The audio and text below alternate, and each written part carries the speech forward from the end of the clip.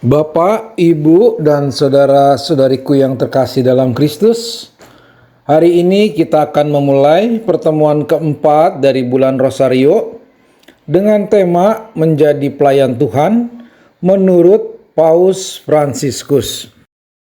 Sebagai pengantar, Shalom Bapak, Ibu, serta saudara-saudariku yang terkasih dalam Kristus.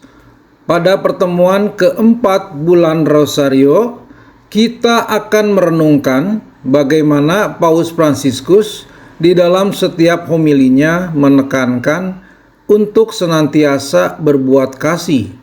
Tidak cukup hanya dengan iman saja.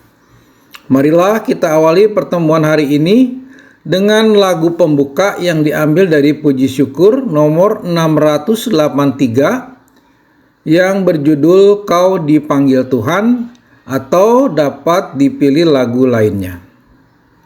Mari kita masuk dalam doa pembuka dalam nama Bapa dan Putra dan Roh Kudus. Amin. Allah Bapa di surga, kami bersyukur atas kedatangan Bapak Fransiskus ke seluruh dunia, khususnya ke Indonesia, sehingga kami merasakan kasih-Mu telah nampak di dalam kepribadian Paus yang rendah hati, tulus dan ramah, serta semangat dalam melayani sesama, walaupun dalam kondisi yang tidak mudah lagi dan kondisi kesehatan yang menurun. Demi Kristus, Tuhan dan pengantara kami. Amin. Marilah kita bersama mendengarkan sabda Tuhan. Bacaan Injil diambil dari Lukas 9 ayat 23 sampai 24. Tuhan besertamu dan sertamu juga. Inilah Injil Yesus Kristus menurut Santo Lukas. Dimuliakanlah Tuhan. Katanya kepada mereka semua, setiap orang yang mau mengikuti aku, ia harus menyangkal dirinya, memikul salibnya setiap hari dan mengikuti aku. Karena barang siapa mau menyelamatkan nyawanya, ia akan kehilangan nyawanya, tetapi barang siapa kehilangan nyawanya karena aku, ia akan menyelamatkannya. Demikianlah Injil Tuhan, terpujilah Kristus. Mari kita lanjutkan dengan renungan.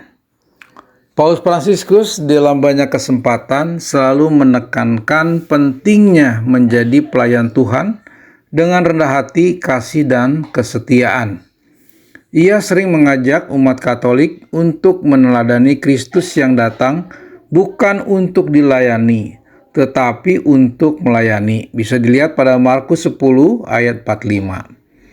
Melalui ajarannya, Paus mengingatkan kita bahwa pelayanan sejati berakar dalam kerendahan hati dan panggilan untuk merangkul semua orang, terutama mereka yang terpinggirkan.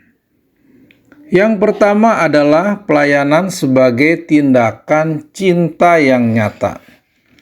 Paus Fransiskus menekankan bahwa pelayanan tidak boleh hanya berupa kata-kata atau niat baik, tetapi harus diwujudkan di dalam tindakan nyata.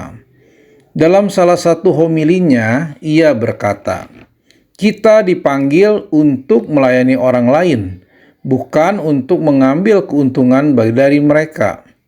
Yesus meminta kita untuk mengikutinya dalam pelayanan, bukan dalam kekuasaan atau pengaruh. Menjadi pelayan Tuhan berarti kita harus siap mengorbankan waktu dan tenaga untuk melayani mereka yang membutuhkan. Paus sering menekankan bahwa pelayanan harus dilakukan dengan cinta tanpa pamrih, terutama kepada mereka yang tersisih, miskin, dan terpinggirkan. Seperti Yesus yang mencuci kaki murid-muridnya, kita pun dipanggil untuk melayani tanpa syarat, dengan kerendahan hati dan cinta yang tulus. Yang kedua, pelayanan dengan kerendahan hati. Paus Fransiskus mengajarkan bahwa inti dari pelayanan adalah kerendahan hati. Di dalam gereja dan di masyarakat ada kecenderungan untuk mengejar jabatan atau kehormatan. Namun, Paus menegaskan bahwa melayani Tuhan tidak berkaitan dengan kekuasaan atau kedudukan, melainkan dengan hati yang rela untuk mengutamakan kepentingan orang lain di atas kepentingan pribadi. Dalam homili perayaan Kamis Putih, Paus pernah mengatakan, "Kita dipanggil untuk melayani dengan rendah hati, mengikuti teladan Yesus yang mencuci kaki para murid-Nya." Kerendahan hati tidak merendahkan kita, tetapi justru membesarkan hati kita di hadapan Tuhan. Melalui pelayanan yang rendah hati, kita mengakui bahwa segala sesuatu datang dari Tuhan, dan kita hanyalah alat di tangan-Nya. Kerendahan hati memungkinkan kita untuk membuka diri terhadap kebutuhan orang lain dan mendengarkan mereka dengan penuh kasih.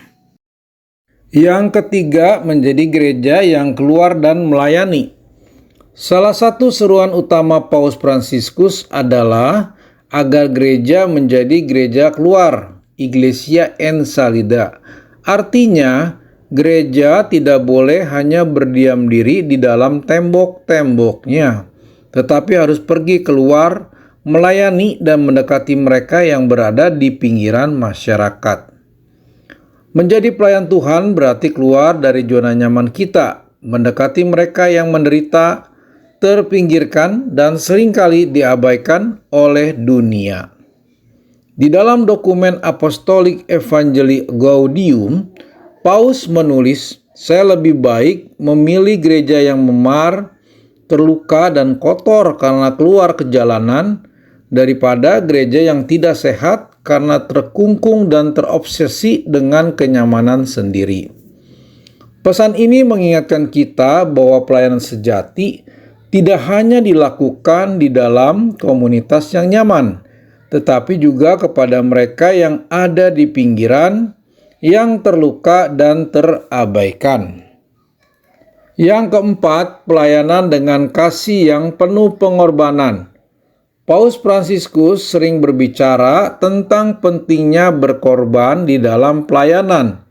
Ia mengajak kita untuk meneladani Kristus yang memberikan dirinya sepenuhnya bagi kita, bahkan sampai mati di kayu salib. Di dalam suatu kesempatan, Paus mengatakan, "Kasih yang sejati adalah kasih yang berkorban, kasih yang tidak takut kehilangan, dan kasih yang memberikan tanpa mengharapkan balasan." Pengorbanan dalam pelayanan bukan berarti kita kehilangan sesuatu, tetapi justru memperkaya kehidupan kita dengan kasih yang lebih besar. Paus mengingatkan kita bahwa pelayanan sejati selalu melibatkan pengorbanan, waktu, tenaga, dan bahkan kenyamanan pribadi. Namun, dalam pengorbanan itulah kita menemukan sukacita sejati. Yang kelima, pelayanan sebagai wujud iman yang hidup. Paus Fransiskus menegaskan bahwa pelayanan adalah wujud nyata dari iman kita. Iman tanpa perbuatan adalah mati, seperti yang diajarkan di dalam Yakobus 2 ayat 26. Pelayanan bukan hanya sebuah kegiatan sosial atau kewajiban moral, tetapi adalah ekspresi dari iman yang hidup. Di dalam khotbahnya, Paus sering menekankan bahwa pelayanan kepada sesama adalah cara kita menghidupi iman kita sehari-hari. Iman kita harus membawa kita untuk melayani orang lain, terutama mereka yang paling membutuhkan. Di dalam pelayanan, kita menemukan Tuhan hadir di tengah-tengah kita. Pelayanan adalah kesempatan untuk bertemu dengan Tuhan di dalam diri sesama. Ketika kita melayani dengan kasih, kita tidak hanya membantu orang lain, tetapi juga memperdalam hubungan kita dengan Tuhan. Setelah renungan, kita lanjutkan dengan refleksi dengan dua pertanyaan. yang menjadikan refleksi bagi iman kita. Yang pertama, apa saja sikap-sikap yang sesuai sebagai pelayan Tuhan. Yang kedua, apa saja sikap-sikap yang harus kita buang jauh sehingga kita dapat menjadi pelayan Tuhan yang baik. Setelah itu kita masuk dalam sharing iman. Harapannya umat dapat men-sharingkan iman mereka.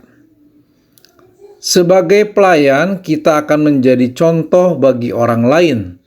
Tentu sikap-sikap pelayanan yang bagaimana membuat orang lain merasa terbantu, merasa diperhatikan. Dan sikap-sikap yang bagaimana yang harus kita buang agar kita tidak menjadi bumerang di dalam pelayanan. Setelah sharing iman, kita lanjutkan dengan doa rosario. Setelah selesai doa rosario, kita lanjutkan dengan litani Santa Maria yang diambil dari puji syukur nomor 214. Setelah doa litani, kita lanjutkan dengan doa umat. Lalu kita tutup dengan doa penutup. Marilah kita berdoa bersama-sama. Allah Bapa di surga, kami bersyukur atas pertemuan Rosario keempat.